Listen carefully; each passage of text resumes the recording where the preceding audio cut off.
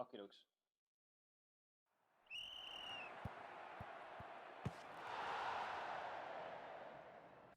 What is going on, everyone? We're going for a take 2 of team news for Game Week 16. Had a few tech issues which hopefully are resolved. If not, let us know in the chat and we'll just give up for today. Not going to go into too much of an intro. Welcome, Neale. How are you doing? Let's get into it, yeah? Yeah, absolutely, Andy. Let's see if this works. Yeah, you're a busy man, so let's get going. So Chelsea, let's start with Chelsea. How are they looking? Is Tammy Abraham likely to start the next game? It looks fairly positive. We saw him miss game week 14 with a hip injury, which he recovered from midweek. Started against Aston Villa, performed very well. Came off towards the end of that game with, I think, as a separate injury. He was involved in a goalmouth melee with Tyrone Mings, and he had to pick up a knock to his leg and hobbled off thereafter. But Lampard's been fairly positive with his words after the game, said some fairly promising comments, and then today said that he looks good. That's his words, and that he hasn't done much in between the two matches. That's actually the case for a lot of players this week with the swift turnaround in games. They're going to make sure of his condition in the morning, but at the moment, in Lampard's words, he's good. So fairly positive noises coming out of Lampard. As for the rest of the squad, Rudiger, this game comes too soon. He's back in training, but not quite ready. Bartley's back in the squad, and Lampard was actually asked about rotation. He says it's obviously on his mind at a busy period, but wouldn't go any further than that, as you'd expect. Yeah, and I guess this time of year, rotation, Champions League and stuff's always going to be a problem. Yeah. But they look much better with him, obviously, than without him. So fingers crossed he'll start again. How about Liverpool? Obviously, lots of maybe worries over Mane potentially this week. Yeah, certainly in my mind as well. I swapped Salah for Mane a couple of weeks ago, and I do worry that this is his turn for a rest because it was Salah and Firmino who dropped out in midweek. Klopp made 5 changes. He said today that they've got a big challenge in that they've got a Wednesday, Saturday turnaround, which is always the worst. So they're going to have to see who they can use. He did sort of cryptically say that he had a lineup in mind for the Bournemouth match, but then he's come in this morning and heard about a few niggles and things like that, and that might change. He did later confuse matters even further by saying that everyone's okay. Nobody's ruled out yet. So he's not really given us any further clues as to whether Mane will be rested. Mane's been so important of late, and he's the man in form up front. But yeah, we'll have to be prepared, I guess, on Saturday for a shock or two in the team news. I think it's almost certain there will be changes from midweek, which is where they are. And those words that he's mentioned there, certainly given that there's a Champions League game to come next week, does suggest that he's got a few alterations in mind. Here's the question, though. You're going to do the team news for the site. Are you putting Mane in the starting 11? I'll tell you that in about an hour's time. So stay tuned to the site. I've got to sort of investigate. I mean, we're having a debate about this in the Slack channel that we've got, and I think it's a bit of a 50-50 decision, really. I think people's pointing to the fact that how can he drop him on current form, and then others are saying, well, he's due a rest, and they've got so many fixtures to look forward to. And Klopp's got previous to this before. He has changed a lot in December and January last season, so I don't think anyone's rotation risk free. So, yeah, it's it's a frustrating one because after seeing how good he was against Everton, I would love to captain him against Bournemouth. Yeah, but absolutely. Kind of putting me off a bit. All right, let's move on to some other kind of the big teams that people are looking at bringing players in. Ali, Son. How are Spurs looking? No major concerns there? No, same 4 injuries really. So we knew already about Lloris's long-term form as well, and then Davies and Lamella. So it's the same team news as was in midweek. Mourinho's not really one for rotating too much in the past, but has made the odd change in midfield here and there in sort of central areas and left back as well. But so far, Ali, Son and Kane have started all 4 matches for Mourinho since he took charge. Yeah, and also one thing to worth noting: Spurs do have a Champions League game, but they are already through. They do, yeah. So can they still? I don't know if they can still get top spot. I guess they probably can, but they're through either way. So that might spell a bit less rotation there. And how about Man City? Is Sergio Aguero any closer to a return? Well, he's not going to be available this weekend anyway, so it was always looking doubtful that he would recover for this. Guardiola said this morning that he's not going to play. Earlier in the week, he said that we'll have to see after the Manchester derby to see when he will return. So no time frame put on his comeback just yet, but he won't be involved this weekend. someone who will be, or who's in the shake-up anyway, is Zinchenko, who's now recovered. He's been back in training for about a week. And Guardiola said the only doubt is over how many minutes he can play. So maybe a bench option, but he adds to the rotation risk at left back going forward. Yeah, fair enough. One that I had earlier in the season that I had big hopes for, and it never ever came around to it. Sticking to Manchester then, Man United, obviously a lot of people frustrated that they kept Martial last week and then he didn't play. How's he looking for this week? And what about Pogba as well? Because lots of rumours about when he might come back. He's fast becoming one of the most unhelpful managers around, Solskjaer, actually, because when he first got appointed, he was fairly open with the team. He used to tell us everything. And we're just getting conflicting messages from him now. And previously, this week, he ruled Pogba out of this. Now he says that he probably won't play. And we've been here before. I think he ruled De Gea out of a game earlier this season, and lo and behold, he returned. So Pogba looks unlikely. He said he hopes to have him back by the end of this year at some point. I expect it'll be before then, because he's already back on the grass. Martial, who I own, Solskjaer said he hopes to have him available for part of the game, definitely. It's just he's not sure that he's able to start. So it sounds like he's going to be involved in the matchday squad. Could see a change of shape, I guess. Greenwood started in midweek up front, but he has sort of experimented with a 3-4-3 in the past, especially in the bigger games, in quotes. So yeah, still a bit of doubt over Martial. The flag will remain on him in FPL almost certainly. Well, here's the question then. Yeah. What are you doing with him? Because if he's not going to play Man City, the fixtures are quite good after that. Yeah, exactly. Yeah, and especially in Gameweek 18 as well, when there's a lot of, Liverpool blank then, and there's a lot of tough matchups on paper. I think Leicester are playing Man City that game week, I think. So, yeah, I'm tempted to keep, following on from Mark's example, who's kept him for months and months. But I did have a move to Ali lined up, which That's the big one. Yeah, I thought I could get away with it, looking at the price changes metrics and all that kind of thing last night. But unfortunately, Martial's gone down in price, so I'm going to have to reconsider a hit and things like that. So I'll have a think about it tonight. My gut is leaning towards selling him because even if he is fit, he's looked fairly surly in the past two games. I do think Rashford's a better option. Even though he's playing on the left, he seems to be a lot better when he's facing towards the goal rather than having his back towards it. So Martial's doing that job now.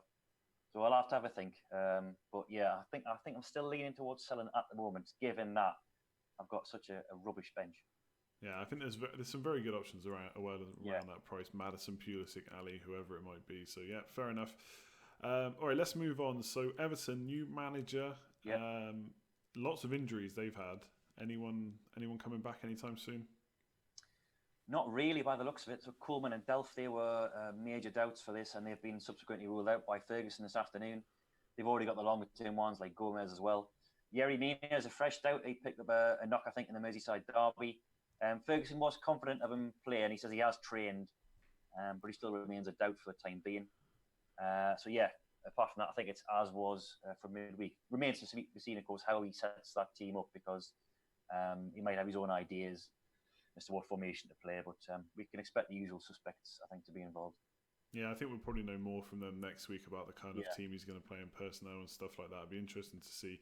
Not really been assets for a while now, but maybe that will change soon. Sheffield United, so again, talking about annoyed owners, Mousse benched midweek. Are you assuming that he's going to come straight back into the team this week? Yeah, I've swerved a few of your questions already on the team news predictions, but I'm confident that he'll start this weekend against Norwich. I did say it was a risk in this period because previously he has rotated his forwards before. While that's the only area of the pitch where he has done this season. And Mousse was benched, I think, in game week 10 against, who was it, West Ham? Somebody anyway, because there was only 5 days between the Arsenal game and that fixture. So I did think it was a risk. Mousse has struggled with fitness all season, really. He never really lasts 90 minutes. He's always blown out of his backside by about the 60-minute mark. But I do think he'll come back in this weekend with McGoldrick, who was benched as well. The rest of the team has barely been changed at all this season. Whether that means there is a risk or there isn't is hard to tell, because fatigue's going to catch up with them eventually, especially this month. So I'm hoping as a Lundstrom owner that he perseveres with his his procedure of just rotating up front and nowhere else. Yeah, I was going to say, you hinting at a Lundstrom bench in there, maybe? Well, I don't know, because Fleck and Norwood played almost every game last season in the Championship, and they played like 8 more games, 46 matches, and they were never rotated out the team. So he seems to prefer solidity and stability in midfield and defence. So I'm hoping that is the case with Lundstrom. Yeah, I guess maybe he's going for a plan of stick to it while it's working well, get the 40 points, and then start worrying about it from there. But yeah, I mean, Mousse has to come back in 2-0 to Newcastle. I think he's one of the only ones outside of the kind of central midfielders that can actually get a goal there. So yeah, expecting him to come straight back in. And what about Leicester? Loads of key assets there in our teams. Any worries? No fresh ones, but there's one what still remains from midweek. So Ben Chilwell missed out. He's still a doubt according to Rodgers, so we'll not get any further information on that, unfortunately. Because of the quick turnaround of games as well, that means he's got less time to recover. Demarai Gray is back from illness, and I would suspect, I float the idea of rotation in my midweek scout notes. Not to a lot of the key assets. I think Vardy's still going to start and folk like that, but I think Tielemans has looked very, very leggy in the last 2. He's played almost every minute of every game this season, so I wouldn't be at all surprised if he makes the odd change, given that I think they've been unaltered for the last 6 game weeks or 7 game weeks. Hasn't made any changes to his starting 11, so I do wonder whether he could rotate on the flanks or in central midfield this weekend. Yeah, I think that's one of the reasons that Tielemans and Maddison were so popular. That Barnes and Perez are always they always get subbed pretty much every game. Yeah, Barnes, I think 10 game weeks in a row he's been subbed off.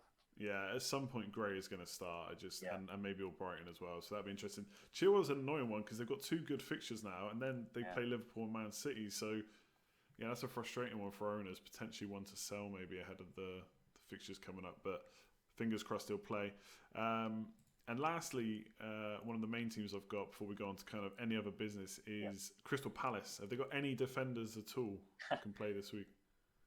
Well, they did all right in midweek, didn't they, without any defenders? So I think, it looks like Schlupp's going to be filling in at left back because Van Aanholt hasn't categorically been ruled out by Hodgson, but his words are suggesting that it's just a matter of when he'll return, not if this weekend.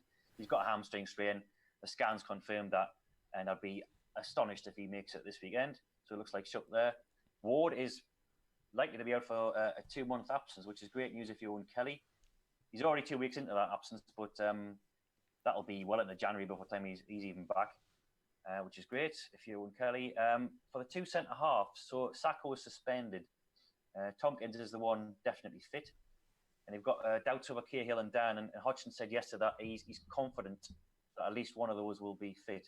Now, Cahill was on Amazon Prime Sports in midweek as well, and he said that he was hoping to get back in training on Wednesday, so I suspect he's the one closest to the recovery, and he would be the first choice anyway over Dan if he is fit. So it might not look to be that bad of a back four for this trip to Watford. Schlupp isn't too bad a player. He's played there before. Van Aanholt, arguably, you could say that he makes him less secure from a defensive perspective because he's so attacking. So I'm a Guaita owner, and I'll be retaining his services for now. I'm not too bothered about the injuries. Yeah, I think looking good. I think it's just a Hodgson team almost. They're so organised. Doesn't matter who comes in, they can all kind of do a job. And yeah, Martin Kelly looks a fantastic pick, to be honest. 4.1 at the moment, because obviously, 2 months is a lot of game weeks with the Christmas period, even though there'll be an international break in January. So yeah, if I was getting a cheap defender right now, I think he'd be the only one I would probably consider. How about anything else? Any other kind of major news or things worth taking note of? Yeah, I'll list through them now, sort of an A to Z through the team news tab. Villa possibly got El Ghazi back. He's back in training, and Smith expects him to feature this weekend. Bournemouth, I'm not sure if I've covered yet. I don't think I have. Cook is still out. He's got this wrist injury. King remains out as well. Smith's a fresh injury, picked up in midweek, so he's out. We're not sure about Lloyd Kelly, but he's been sort of a medium-term injury. So they're down to the bare bones, really. They've already got long-term injuries. So we might see Fraser back in a starting 11 this weekend. Brighton, Potter says they've got no fresh concerns. I think there was a question posed to him about Dan Burn possibly taking a knock, but Potter's said that there's nothing serious as yet. We will find out more this afternoon. Burnley, Dyche says Barnes has got a strong chance of featuring this weekend, so he was benched in midweek. with this ongoing groin problem, but he sounds like he's back in the picture. Barsley's a doubt. Charlie Taylor looks like he would feature, and Westwood's touch and go as well. Palace recovered. Newcastle, if anyone's interested. We won't get a press conference from Bruce because he gave a sort of a 2-for-1 last night after the win over Sheffield United. Yedlin is still a doubt. He missed out last night because of a hip problem. St. Maximin, who some people might be interested in, is a budget midfielder.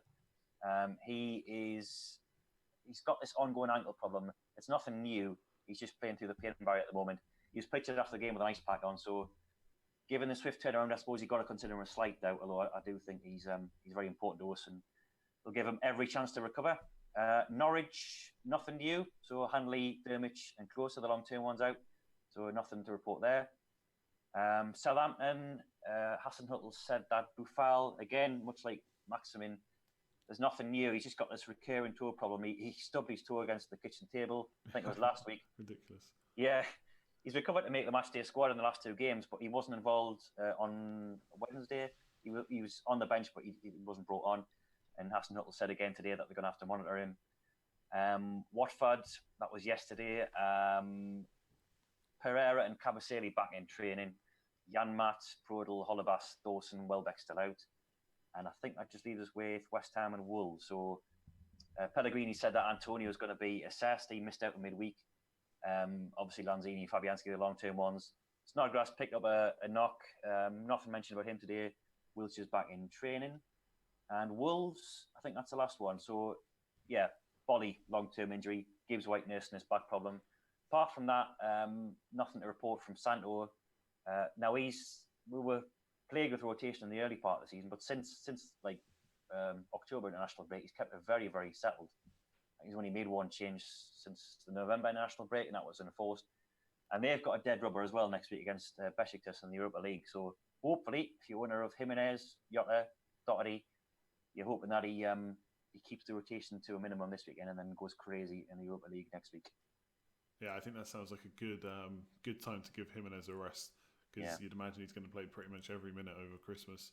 I did actually have Bournemouth to hand, so I think it was Adam Smith's going to miss out. Yeah, picked up an ankle injury, and Josh King's still out. But I guess no one's probably looking at Josh King at this minute, or Bournemouth in general outside of Rico. Yeah, they're poor at the moment, aren't they? Yeah. As you said, Smith and King and Steve Cook as well. So they're the 3 major absentees. But they're not scoring, and they're shipping them into their end as well. So they'll be staying well clear of Bournemouth for now.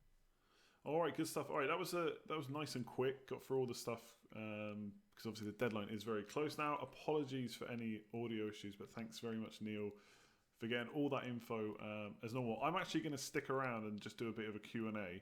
Okay. And I know you've got loads of stuff to do on the site, so I won't make you hang around any longer. But yeah, thanks very much, and we'll do the same this time next week. But hopefully, we'll be perfect from the start. Cheers, Andy. Good luck, everybody. Cheers, Neale. Catch you later. Ta-da. All right. Now, sound issues apparently in the chat. Let me just change this up. We'll do a bit of a Q&A. Hopefully you can hear me. I sound really loud in my headphones, so I don't know what the issue is. So apologies for that. We didn't forget the Blades. We did Sheffield United. No concerns at all. Muse should come back into the team. Let's see what questions. So basically for anyone that's watching this video for team news, that's done. We'll do a bit of a Q&A while we're live anyway for about another 15 minutes. If you've got any questions, if you can hear me, can you hear me? Hopefully you can. Will Abraham play? So again, Neale talked about that. Lampard's basically said that he's pretty good. It sounds like basically for Abraham, he's available if they need him, but obviously they have got Champions League. So he could give him a rest just back from injury, but I think if you've got him, you have to play him. I probably wouldn't necessarily lean towards captaincy, but looking good. Tielemans to Zaha. Zaha, I mean, like Neale said, Tielemans hasn't actually been doing great recently, if he thinks he's been looking tired as well, that's a bit of a problem. Leicester got basically 2 good fixtures, then 2 tough fixtures. So I think a switch to Zaha could be decent. I think for Leicester, one defender plus Vardy. Maddison if you can afford it, potentially. I've just realised about the sound as well. Anyway, I don't think there's any way for me to turn it up now, which is unfortunate. Let me see. I've got to sort this out though, because this is a nightmare every time.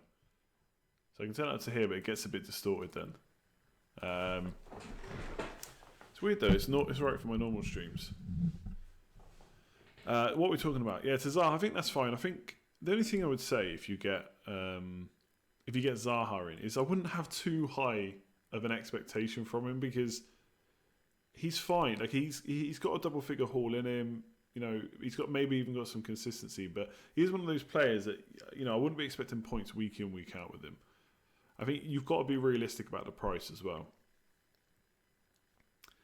Plans for game week 18, Leicester versus Man City, Chelsea versus Spurs, and Liverpool blank. So one thing I've been thinking of with this, everyone's in the same boat, okay? So no one can suddenly get better fixtures. We all have to deal with Leicester, Man City, Spurs versus Liverpool. Chelsea versus Spurs and the Liverpool blank. I've only got 2 Liverpool players. I've got Mane, Trent. I'm probably going to keep them. Look, could we downgrade Trent? Potentially. No clean sheet. 2 clean sheets all season is poor.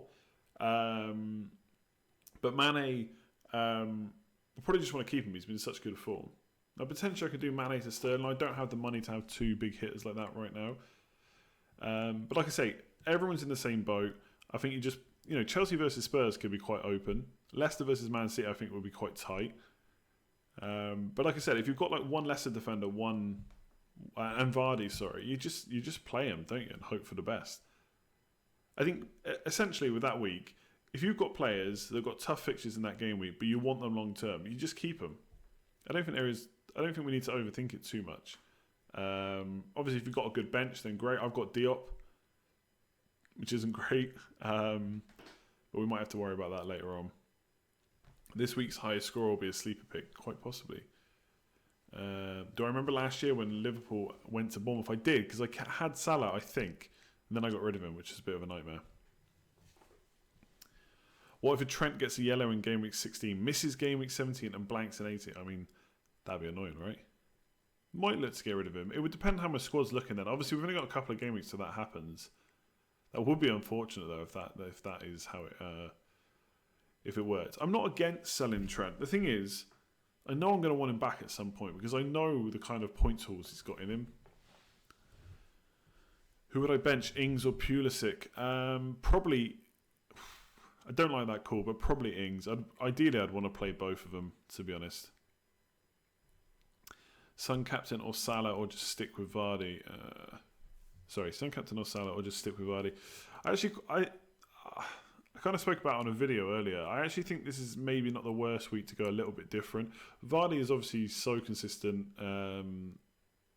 There's absolutely no harm in captaining him, but I think Spurs will do well against Burnley. And Salah, I think, is a cheeky differential captain this week because he's almost certainly going to start against Bournemouth. Got how much you read into results from previous years, probably not much, but did get a hat-trick last season. And because he's almost guaranteed to play, I think that's good. Klopp did speak about concerns. Maybe it was concerns over Salah's continued ankle injury, but I think if it was, I think he would have probably mentioned it specifically. But you just never know, do you? Is Ali captain too risky? At the end of the day, if you think he's going to get points against Burnley, there's no risk. He's been in such good form, shooting plenty in the box, especially since Mourinho came in. And to be honest, ever since he came in game week 9, I think he's had 5 goals, 1 assist, so 6 attacking returns in 7 games. That's even before Mourinho came in as well. And don't get me wrong, he scored like 3 of those goals, obviously, in the last 3. But still decent. You got to use your wildcard by game week 20, I believe. Ali to De Bruyne this game week. No. Why would you get in De Bruyne against Man United? Don't think that's a move you'd want to be doing. Remove Mount or Zaha for Ali. That's a tough one. I mean, Chelsea have got pretty nice fixtures, to be honest, over the next 3 or 4, which is why I've got Pulisic myself. I guess maybe there's some slight concerns over Mount's starting place, but then you're going to have the same with Pulisic anyway. I don't think now is the time to be taking Zaha out. That's what I would say. Sound is fine. iPad volume is on max though, and it's just right.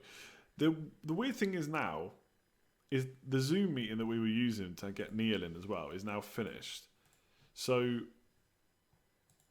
basically right now, everything sound-wise is set up how it's set up, how I do my own videos and when I do videos solo, basically. So I don't get why it's so low. But look, I'll worry about that another time. Son or Ali, I think I would save the money and just go for Ali. He looks such good value right now. What else have we got here? Thoughts about Guaita? Want to replace Pope? I think he's one of the best replacements. Let's put it that way. If you're really set on getting rid of Pope, just one thing with Pope, he's got Spurs away and then Newcastle at home, so it's maybe not the worst thing to keep him. If you want to transfer him out, then Crystal Palace goalkeeper sounds good. Abraham or Pulisic long term? Yeah, this is a bit of an annoying one because Pulisic has blanked for the last 3. But if you look at the underlying stats, they're very good for him. I think the thing with Abraham is when he's fit, he's definitely going to play. Now Pulisic hasn't really. I don't think he's missed out at all. Let me check. Potentially due a rest, but let me see. So when he came in and got 90 minutes, yeah, he hasn't missed a game since either. Like since game week 10. That's when he got his hat trick. So I think for safety almost, I would probably go Abraham, but I've got big hopes for Pulisic. You're tempted to captain Lundstrom. I mean, all jokes aside about Lundstrom, right? He has 1, 2, 3, 4, 5. He's blanked 5 games in the last 6. And fair enough, this is Norwich, but Pookie is suddenly in a little bit of form, scoring goals. So is he going to lose his clean sheet again? I think it's likely. And then you're relying on attack and returns. I don't know. For me, there's just not enough upside for captain in Lundstrom. But if you want to do it, you absolutely should. All right, I'm going to leave it there. Thanks very much for tuning in.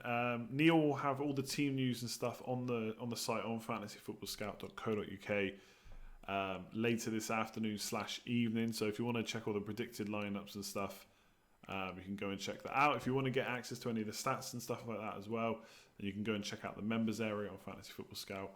Otherwise, we'll catch you next week for more Scoutcasts. Sam Says, Lee versus Sam, team news, all that good stuff. So if you haven't already subscribed, make sure to hit the button.